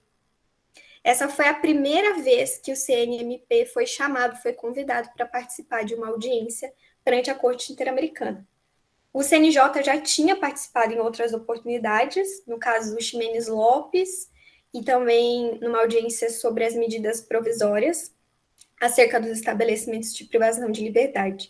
E ali houve um pronunciamento do Conselho Nacional do Ministério Público expondo justamente de que forma medidas têm sido adotadas para cumprir sentença.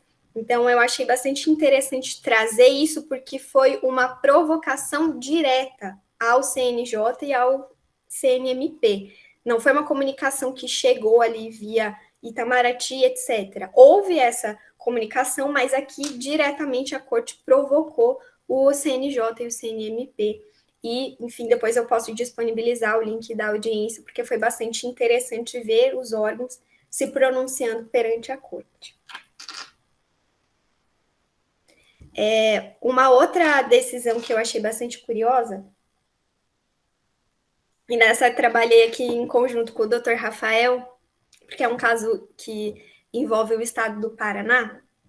Nós tivemos recentemente uma expedição de medidas provisórias pela Corte antes do proferimento da sentença.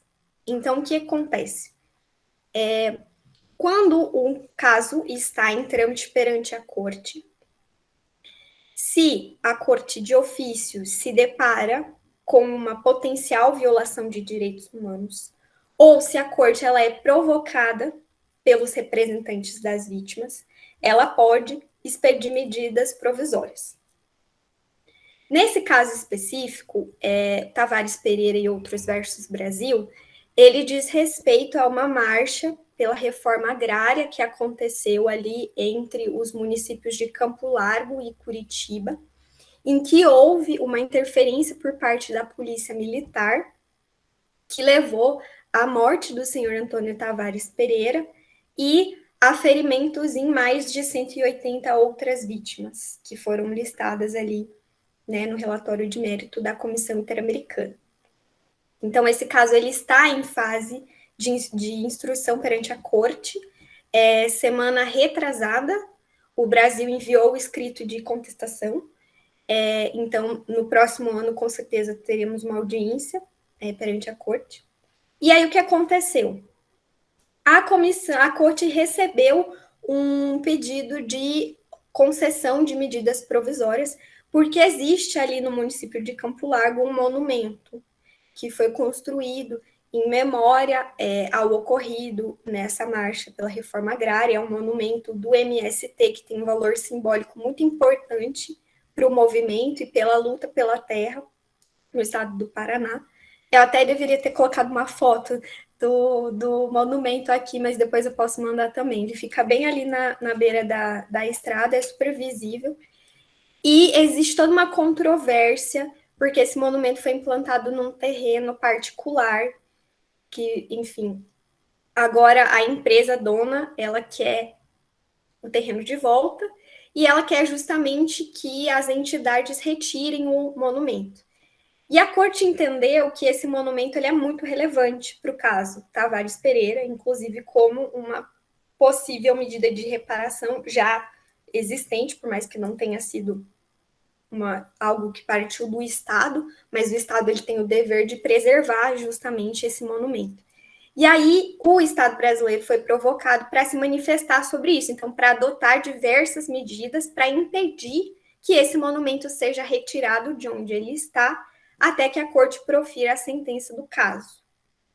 E, mais uma vez aqui, o Ministério Público foi provocado diretamente pela corte, mais especificamente o Centro de Apoio Operacional das Promotorias de Habitação, Urbanismo e Meio Ambiente, do MPPR, para se manifestar sobre alguns pedidos que já tinham sido formulados de proteção desse monumento. Então, aqui, o Ministério Público do Estado do Paraná enviou para a corte diretamente um relatório indicando as medidas que teriam sido adotadas para a proteção do monumento. Eu sei que no âmbito do município de Campo Largo está em curso um processo de tombamento. E, enfim, não tenho muitas notícias sobre isso, mas é o que foi reportado justamente para a Corte Interamericana. Então, eu achei também bastante interessante, porque a Corte ela se valeu de informações que os peticionários apresentaram. Então, os peticionários falaram, olha, nós sabemos que existe em curso esse processo administrativo, e aí a própria corte provocou o Ministério Público para se manifestar. Então, eu achei muito interessante compartilhar com os senhores e as senhoras esse envolvimento cada vez mais crescente diretamente do Ministério Público nas decisões do sistema interamericano proferidas em face do Estado brasileiro. Eu separei algumas outras decisões, mas eu vou comentar apenas rapidamente sobre elas por conta do tempo, mas que elas mostram também de que forma o sistema ele tem adotado essas garantias de não repetição, que tem o condão de alterar a própria estrutura, e o próprio funcionamento das instituições no Brasil, não só do Poder Judiciário, nem do Ministério Público, mas da própria esfera do Poder Executivo, políticas públicas diretamente. Acho que esse caso da Simone André Diniz, ele é bastante emblemático, ele é um daqueles casos que teve o seu relatório de mérito publicado pela comissão, então não se corre mais o risco do caso ser enviado à corte. Esse relatório de mérito ele é de 2006 e os fatos desse caso aconteceram em 1997. Justamente a senhora Simone, ela encontrou um anúncio num jornal, e na Folha de São Paulo, mais especificamente, em que havia a oferta de uma vaga de emprego de empregada doméstica, e estava escrito expressamente que teria que ser preferencialmente branca. E ela foi se apresentar, ela é uma mulher negra, ela se apresentou para essa oportunidade de emprego e não permitiram que ela sequer se candidatasse justamente em virtude dela ser negra. Houve, enfim, houve todo o processamento interno desse caso, e, no final das contas, o que aconteceu? Não houve o processamento justamente porque houve o arquivamento por se considerar que não haviam indícios suficientes, minimamente razoáveis, de que ela teria sofrido um ato motivado por uma discriminação de cunho racial. Então, nunca houve a responsabilização da pessoa que publicou esse artigo, né, esse classificado, digamos assim, no jornal. E justamente a comissão, diante disso, colocou uma série de medidas, como essa possibilidade, né, de investigação dos fatos para estabelecimento da responsabilidade em virtude dos atos de discriminação racial, a organização de seminários com representantes do Poder Judiciário e do MP, justamente para que haja medidas de enfrentamento à discriminação racial e ao racismo, e também a criação de promotorias públicas estaduais especializadas no combate ao racismo e à discriminação racial. Então, aqui não foram medidas restritas ao estado de São Paulo, né? São, enfim, essas medidas estruturantes, elas se dirigem a todos os ministérios públicos, enfim, a todas as secretarias de segurança, aos tribunais de justiça. Nós temos aqui um levantamento, né, de quais órgãos especializados já foram implementados, mas justamente a medida específica de reabertura das investigações, ela não foi levada a cabo, justamente por essa impossibilidade de reabrir uma investigação em virtude da inexistência de novas provas, enfim. E o Ministério Público do Estado de São Paulo comunicou isso reiteradas vezes aqui para a União, nós reportamos isso para a Comissão Interamericana de Direitos Humanos, essa impossibilidade, enfim, essa medida ainda ela está sendo acompanada, o seu cumprimento está sendo acompanhado pela Comissão Interamericana de Direitos Humanos.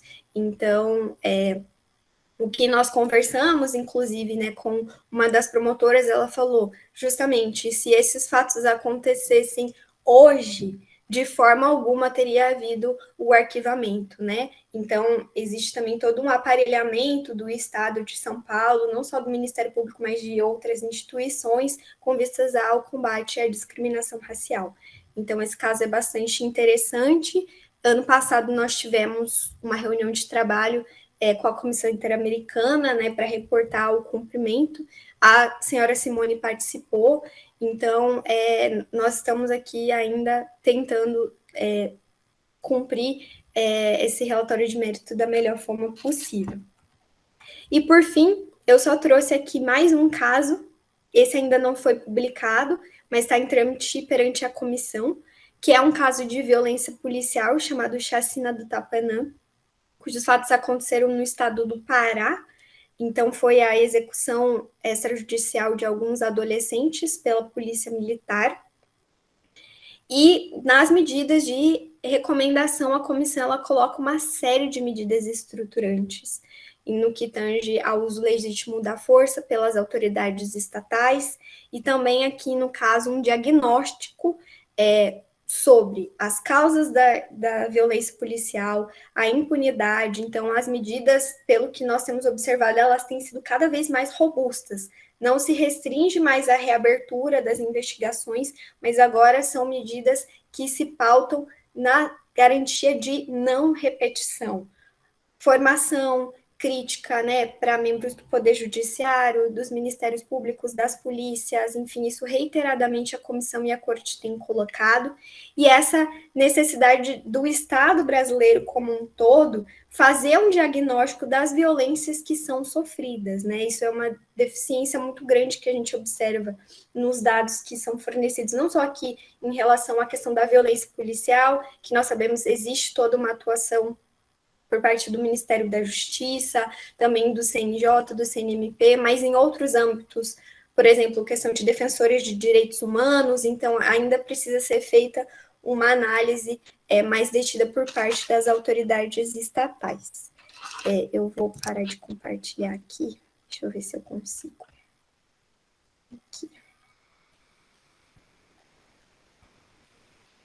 Aqui deu certo. Bom, eu acho que é isso. Em síntese, eu procurei fazer esse panorama voltado mesmo para as decisões, né, que o Brasil tem cumprido. Eu agradeço muito, doutor Rafael, por essa possibilidade, né, de comentar um pouquinho aqui uma perspectiva mais prática da atuação do Brasil perante esse sistema, e eu estou à disposição para eventuais questionamentos. Bruna, brigadão aí, como já esperado, né, a sua exposição une tanto a experiência acadêmica, teórica, quanto prática, né, nos trazendo esse panorama todo a respeito das decisões da corte, e pelo menos em mim, gerando já colocando sal na minha boca e gerando sede por encontrar impacto transformador em cada um desses movimentos, em cada uma dessas decisões. Eu acho que a gente tem um manancial aí riquíssimo, a partir do qual a gente pode, né, inclusive nós, promotores de justiça, encontrar diversas possibilidades de atuação, né? São inúmeras. Em relação ao caso Antônio Tavares, tem uma novidade que eu não te contei. Hoje eu fui procurado pela promotora, a doutora Mariana Andreola, com a minuta de uma ação civil pública contra a empresa que quer retirar o monumento e a ação fundamentada na medida provisória da Corte Interamericana. E aí eu te pergunto, a medida provisória da Corte Interamericana, ela é vinculante? Ela é uma ordem judicial que o Estado brasileiro tem que cumprir ou é mais uma recomendação e tal? O que você... Que excelente notícia, fico muito feliz por isso. Então, justamente... doutora Eliane! Oi, doutora Eliane! A gente também trabalha juntas aqui nos casos do Rio. Que bom que você está aqui. Eu não sei se eu acho que talvez seja melhor a gente ler rapidinho aqui cada uma das perguntas, e aí você reage a elas todas de uma vez, para a gente... Pode ser. Tiramos o tempo. Tá. Tem uma aqui sobre a Eliana, né? Queria indagar seu acompanhamento sobre a implantação de promotorias especializadas no combate ao racismo. Sei que não temos promotoria especializada em Santa Catarina. O caso Favela Nova Brasil ensejou, no âmbito do CNMP, a publicação da Resolução 201 de 2019. O Lucas falou, realmente, eu tive a oportunidade de, no GT4 do CNMP, participar da redação dessa proposta de resolução. Realmente foi a inspiração, veio do caso Favela Nova Brasília. O Márcio, nosso colega aqui, pergunta sobre quantos casos foram apresentados à comissão e que não foram admitidos em 2020, um período maior, por exemplo. Acho que aí nós temos um problema, né? Porque a comissão não é tão transparente em relação... Acho que o número até mas ela não fala sobre os casos que não passam na primeira peneira, né? Na fase inicial ali, a comissão é um defeito. Eu acho que da sua exposição é essa. Não sei, tem mais um colega aqui que fez... a colega Valéria, queridíssima aqui, quando na sentença a determinação de legislar, poderíamos comparar com o resultado que se queria do mandado de injunção, contra uma sentença da Corte Interamericana, né? E o Lucas fala sobre o caso do incêndio da Boate Kiss, em que várias famílias foram vítimas, né, de violações sistêmicas. Aí pergunta se é necessário que se utilize o incidente de deslocamento de competência, né, da Justiça Estadual para a Federal antes de se avançar para o sistema interamericano. Então, acho que seriam essas as observações. Tá certo. Eu vou começar pela sua pergunta a respeito das medidas provisórias. Então, justamente, a Corte, ela pode, né, como eu comentei, outorgar de ofício ou a pedido da Comissão Interamericana. Só é importante fazer uma separação. Quando um caso está em curso perante a Corte, ou um caso que já teve sua sentença proferida, a Corte ela pode outorgar essas medidas provisórias de ofício ou a pedido dos representantes das vítimas. Se existe uma situação que ainda não está sob o conhecimento da Corte, ela só pode outorgar as medidas provisórias a pedido da Comissão Interamericana de Direitos Humanos. Isso que aconteceu no caso dos estabelecimentos prisionais. Então, de fato, houve primeiro a solicitação de uma medida cautelar para a comissão, e aí a comissão solicitou para a Corte essas medidas provisórias. Essa medida provisória do caso Antônio Tavares é a primeira medida em relação ao Brasil que foi conferida antes do proferimento de uma sentença. Então, foi a primeira vez que isso aconteceu. E, pela natureza jurídica das decisões do sistema, se entende que sim, que as medidas provisórias elas têm caráter vinculante. tal como as próprias sentenças em si, ou mesmo as medidas de recomendação.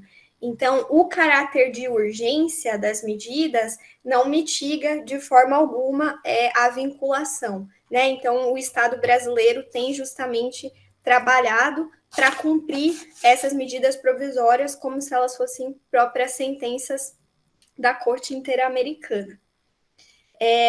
Em relação aos casos admitidos, o que não foram admitidos, eu posso fazer um levantamento no próprio site da comissão, mas assim, de pronto eu não consigo responder, mas eu sei que o sistema tem ali gráficos que mostram a quantidade de petições que anualmente são apresentadas, as que não são admitidas, as que são admitidas, as que têm relatório de mérito, então existe esse próprio levantamento no site da comissão. Em relação às medidas legislativas, normalmente ali a corte ela vai colocar a necessidade de adoção de medidas, às vezes ela vai ser específica. Então, que se crie uma lei para a tipificação do crime de desaparecimento forçado, por exemplo. Existe essa medida de reparação no caso Gomes Lund, né, que é a guerrilha do Araguaia, existe no caso Herzog também, então vai ser direto. Existem outras decisões que elas são um pouco mais abrangentes, então o Estado deverá adotar medidas administrativas, legislativas, referentes à situação tal, então referente ao enfrentamento à letalidade policial, enfim. Tá, tô aqui, beleza. E em relação à questão da Boate Kiss, ali a gente tem uma questão de necessidade de esgotamento dos recursos internos, né? Então, eu entendo que daqui a alguns anos esse caso tende a chegar perante o Sistema Interamericano de Direitos Humanos, mas não é necessário instaurar um incidente de deslocamento de competência. Nós temos algumas decisões, no caso Simone Diniz, a Comissão Interamericana justamente perguntou para o Brasil, se eu não me engano, ou o Brasil, enfim, se manifestou acerca dessa possibilidade de instauração do IDC. Então, não precisa acionar essa via para que sejam considerados esgotados os recursos. E existem alguns casos em que a própria comissão questiona, é possível federalizar ou não? Então, a comissão tem conhecimento de que no Brasil existe o incidente de deslocamento de competência. Eu vi aqui que a doutora Madalena fez uma pergunta de cunho prático. Isso, eu acabei deixando passar, porque eu comecei a ler para cima e escapei. E tem o da doutora Eliane também. Da doutora Madalena, justamente nós recolhemos esses subsídios que são enviados pelos órgãos, fazemos um relatório sobre o cumprimento das decisões e passamos para o Ministério das Relações Exteriores. Então, o Ministério das Relações Exteriores é responsável por finalizar a manifestação do Estado brasileiro e encaminhar para a comissão ou para a corte, né, para os organismos internacionais. Então, o papel aqui do Ministério dos Direitos Humanos é fazer essa interlocução com os órgãos internos e, a partir disso, elaborar a resposta do Estado em conjunto com a Advocacia Geral da União. E aí, depois, isso tudo é compilado pelo Ministério das Relações Exteriores, né? Então, é a nossa atuação aqui tripartite e que aí acaba se abrindo para os órgãos internos também. Em relação à questão da representação do Conselho Nacional de Justiça e do Conselho Nacional do Ministério Público, nós temos observado que a Corte tende a adotar essa postura, né, de provocar diretamente órgãos como o CNJ e o CNMP. Nós fizemos uma busca rápida em relação a outros estados e temos visto que a Corte tem provocado outras instituições equivalentes, por exemplo, ao nosso Conselho Nacional de Direitos Humanos, enfim, então não é uma ação exclusiva do Estado brasileiro. Né? Não é só o Brasil que tem sido provocado dessa forma, existem outros estados que também têm respondido assim perante a corte. E aqui nós entendemos, né, que há essa cisão, então o Estado brasileiro ele acaba sendo provocado duas vezes.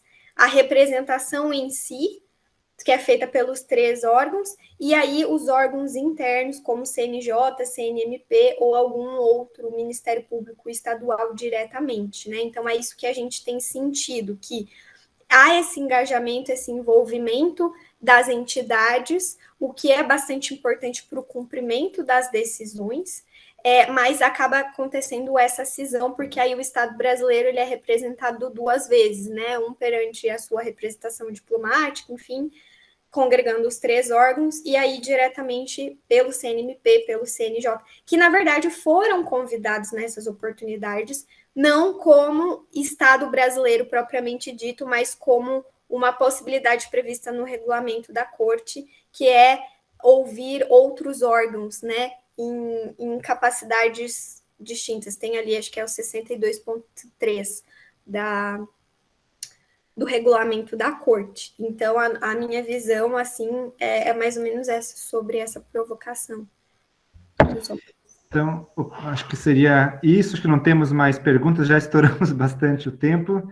Só, então, reitero aqui os agradecimentos à doutora Bruna, né? Acho que ela fica também à disposição para a gente continuar os diálogos. Você também está a todo momento contactando os ministérios públicos aí, estaduais, as diversas áreas do Ministério Público para dar cumprimento às sentenças, e acho que você consegue nos passar a sua apresentação para a gente disponibilizar, tanto a sua apresentação quanto a da professora Raquel, a gente vai disponibilizar, e eu acho que só avisar aí aos nossos e às nossas participantes que na semana que vem a gente vai trabalhar um Ministério Público, né? A gente vai ouvir 2 colegas, um deles o César Kluge, um colega que reescreveu um livro belíssimo, um recente livro belíssimo sobre o Ministério Público perante o sistema interamericano. Então, a gente vai discutir sobre o que o Ministério Público tem a ver com o sistema interamericano, quais são as repercussões, né, que nos tocam diretamente. Então, vai ser uma aula bem bacana, bem útil para a gente. Então, obrigado aí a todas e todos, em especial a Bruna pela aula que nos deu, e até a próxima semana. Abraço. Muito obrigada. Tchau, tchau.